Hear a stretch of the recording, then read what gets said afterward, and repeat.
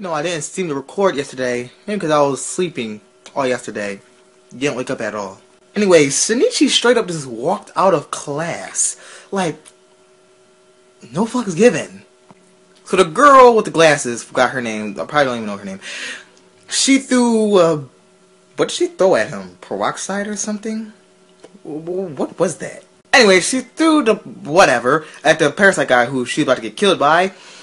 And he sliced it and it got on him and it started to burn. So I'm guessing that's like alcohol or whatever. So to escape, she goes out the window.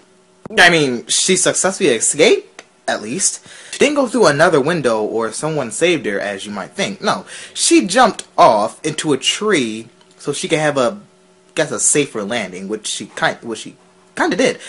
I mean, she got down and she's still alive, so I guess she escaped. So I guess some teacher and these two gym jock guys from another class goes upstairs to go check on what happened inside the fine arts room, only to find out in a hallway there's Parasyte guy and still like attack formation and his head is still like formed in a weird way because you know, the alcohol.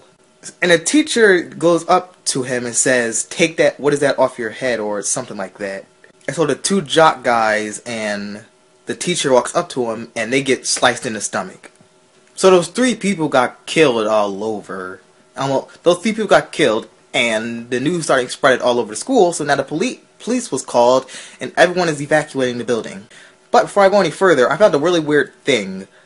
Migi used Shinichi's fingers as antennas. Huh. So Murato's class didn't get out. They came out really late, but they did get out. But Murato didn't run out with everyone else, so, you know, Shinichi goes after, even though... Never mind. So a lot of people in Murato's class died if you looked at the hallway.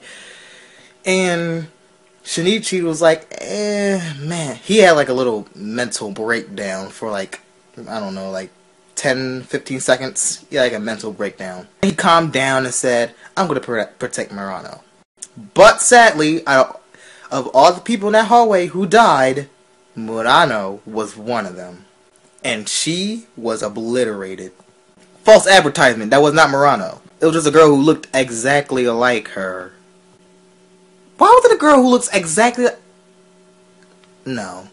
But anyways, Shinichi finds Murano and these two other guys, and he's telling them to go back the direction he came from so they can escape. So the other two idiots, they died because they went the direction Parasyte guy is. So yeah, they're dead. It was off screen, but we heard the sound effects. So Shinichi grabs Murano and just runs off. He could have ran out a window because I think he has the ability to do that. Or he could have ran out the emergency exit, which I guess was that door with the green light on it. So yeah, he just ran into a classroom when he's on the 3rd floor. But thankfully, he did run out of a window. Well, jump out the window, but you know. 3 stories high, that is. Okay, after what just happened, I think Shinichi got the girl. Seriously. So Migi mentions that, under the circumstances, the police who are at the school right now should beat Parasyte guy. I don't know what gave him that indication, and I don't know how they're going to do that, but... Hooray, police? Migi also happens to mention that the only way to kill him is to get him in the heart or decapitate him, or if he's injured enough, which he already is. He's already been hit by that alcohol, and he's already just now been shot, like, a bunch of rounds. And when he's going up the hallway, he's like dragging his body against the wall. So he's like really, really tired and hurt. So we get enough police to come up and kill him or like shoot him again. I guess he's going to die now. He's going to die then. So Migi and Shinichi can just sit back and relax, really. Okay, so the plan is to throw a rock at Shimada, I think his name was. So Shinichi and Migi go up on a separate roof about 300 meters away, so they won't get sensed by Shimada. So they pick up a big enough rock about the size of a baseball, and Migi turns into like a Titan arm, not big like a Titan arm, but it looks similar to one, and they like super Pokeball chuck that rock. After the Superman baseball chuck, it hit Shimada, and it went through his entire body where his heart is, and like through the wall that was behind him. So yeah, I'm pretty sure it would have killed him regardless. Then the police came and found Shimada on the ground dead. I have one thing to say though. These kids are going to be out of school for a while. They have to pick up the bodies, they're going to have to fix the building of whatever got destroyed. They're going to have to do searching around. They're going to have to clean up all the blood, which is probably going to take like 2-3 days itself. Now all the picking up the body, cleaning blood, and like the rest of it, that's going to be like a month probably, or two, or like a month and a half. But I'm pretty sure after that incident, like a lot of students are going to be like switching schools and stuff like that. Like the classroom is going to be really empty. So parasites aren't going to be a secret anymore. They're going to go public. So everyone's going to have to search around for like parasites and watch out for them. Even though they can camouflage themselves as humans, that's going to be difficult to do. So I guess that's going to lead to some type of machine or experiment or like something to like track down parasites. I mean, with this entire parasite incident going on and now it's going public, humans are going to have to make some type of device or something to like track them down, because they're killing people, as we just saw. But of course, us stupid Americans, we're weaponizing parasites already, so we know about them.